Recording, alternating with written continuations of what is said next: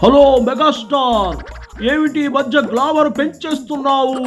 ఏమయ్యా కాంబాబు, అందగా కనిపించకపోతే ఏజ్ అయిపోయింది అంటారు, కాస్త అందగా కనిపిస్తే ఇదిగో ఇలా అడుగుతారు.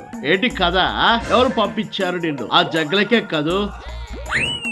ఒకరు నన్ను పంపేదేమిటి? నేను సినిమాకి అభిమానిని.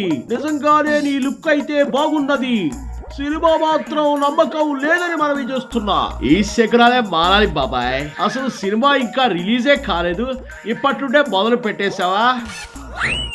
సినిమాలో విషయం లేదు కాబట్టే గ్లామర్ తో అట్రాక్ట్ చేయాలని మీ డైరెక్టర్ అనిల్ చూస్తున్నారని టాకు. పిచ్చి పిచ్చిగా టాకితే నేను ఇస్తానికి షాక్. ప్రాస బాగున్నది కానీ సినిమా బాగుంటే అదే 10,000. మీ సైకో బ్యాచ్ కి పని పాఠాలేదా?